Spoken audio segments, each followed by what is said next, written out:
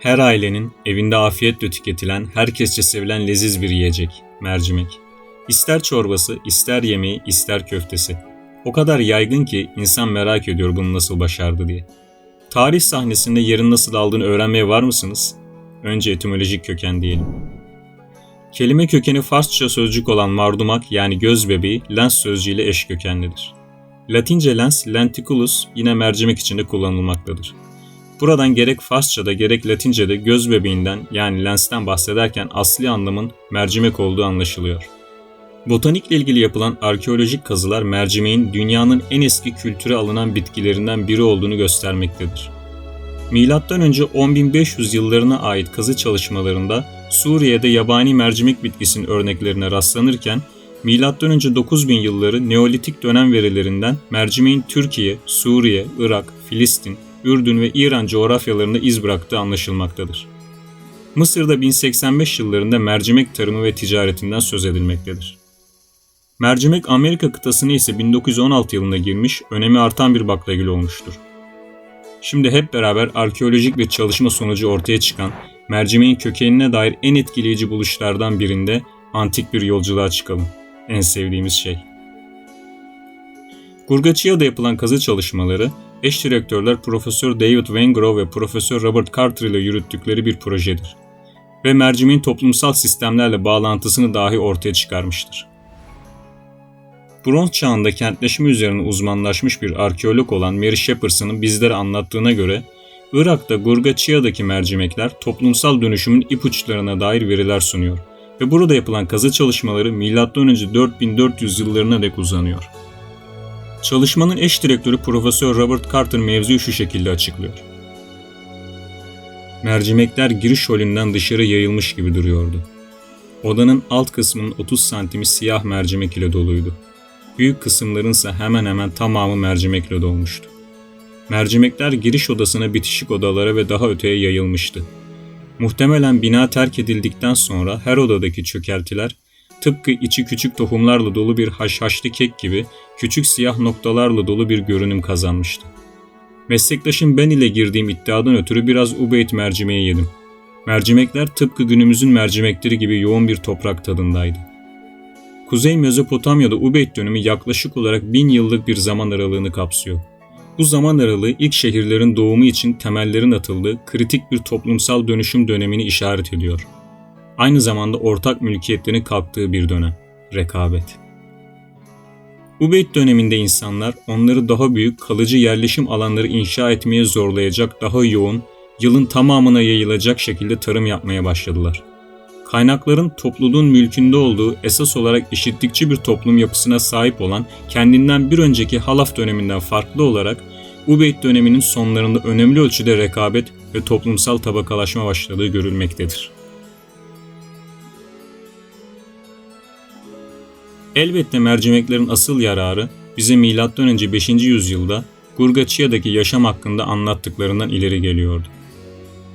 Kuzey Irak bölgesindeki Gurgaçiya, mercimeğin ehlileştirilmesi de dahil bu yeniliklerin çoğunun kökeni olan Güneydoğu Türkiye ve Kuzeydoğu Suriye'den çok uzakta değildir. DNA analizleri göstermiştir ki ehlileştirilmiş mercimek, kökleri bu bölgede olan yabani lens türüyle yakından bağlantılıdır.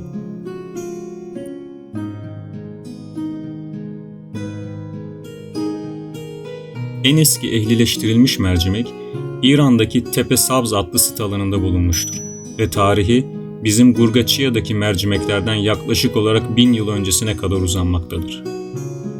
Gurgaçiya'ya geri dönecek olursak, bu kadar büyük bir mercimek deposunun kamuya ait bir bina yerine özel bir evde bulunması, Ubeyd dönemi açısından simgesel bir değer taşımaktadır. Daha eşitlikçi olan önceki dönemlerde olduğu gibi topluluğun bütününe ait olmaktansa, çalışkan bir çiftçi ailesinin malı olan değerli bir mahsulü temsil etmektedir.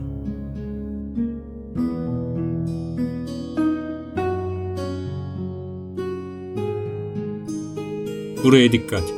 Gurgaçiya mercimekleri, toplumsal eşitsizliklerin başlıca mekanizmalarının doğumuna tanıklık eden bir dönemdeki özel servet birikiminin temsilcisi olarak kabul edilebilir.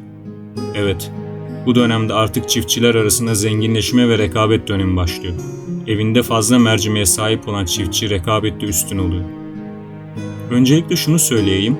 Doğruluğu hakkında akademik herhangi bir kanıta ulaşamadığım ancak mercimekle ilgili tarihsel bilgiler denilince çok konuşulup çok yazılan bir söylence daha var. Bu söylenceyi akademik bulguların ve tarihsel akışın ardından anlatacak olmamın sebebi de işte bu. Bir de bu yönden bakalım mercimeğin yolculuğuna.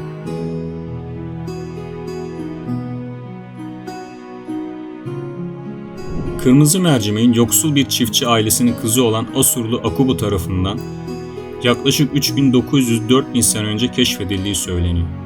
Söylentiye göre Akubu zor yaşam şartlarından dolayı 5 yaşında bir çocuğun yapamayacağı birçok işi yapmaktaydı.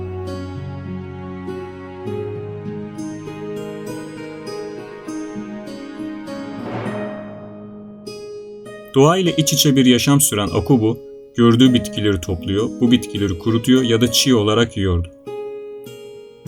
Akubu'nun işte bu meraklı kişiliği, onu şimdi sofralarınızda afiyetle yediğiniz kırmızı mercimeğin mucidi yapacaktı. Bir sabah dolaşırken daha önce hiç görmediği bir bitkiyi gördü. Heyecanla biraz toplayarak eve götürdü ve annesine bu bitkiyi gösterdi. Bitkiyi kuruttular, kaynattılar ve tadını çok beğendiler. Bu güzel lezzeti çevrelerindeki insanlarla paylaştılar. Bütün halk kırmızı mercimeğin tadını çok beğendi ve kırmızı mercimek Antik Çağ Mezopotamya İmparatorluğu Asurlular eliyle Akubu sayesinde bulunmuş oldu. Kırmızı mercimekle yapılan lezzetli çorbalar, köfteler, salatalar sofralarımızda yerini aldı. İşte bu da son derece yaygın olarak bilinen mercimeğin öyküsüne dair bir söylenti. Dizi filmlere dair konu olan bir öykü hatta.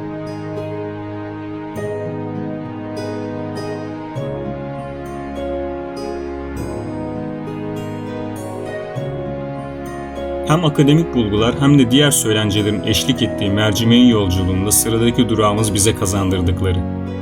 Mercimek bir protein, mineral, vitamin ve lif deposudur.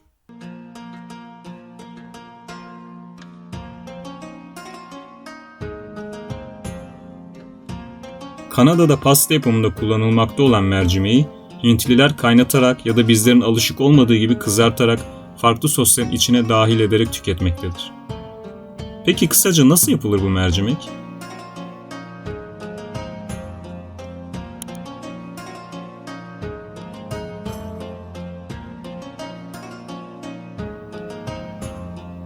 Soğanı yemeklik doğrayıp kızdırılan zeytinyağında yumuşayana kadar kavrulur. Yıkanıp süzülen mercimekler eklenip karıştırılır. Mercimekler pişirilir. Tuz ve karabiber eklenip karıştırılır ve ateşten alınır. Karşı konulmaz lezzetiyle mercimek karşınızdadır. İşte sofraların lezzeti ve baş tacı mercimeğin öyküsü de böyle. Kanalımıza abone değilseniz abone olmayı, içeriği beğendiyseniz beğen butonuna basmayı unutmayın.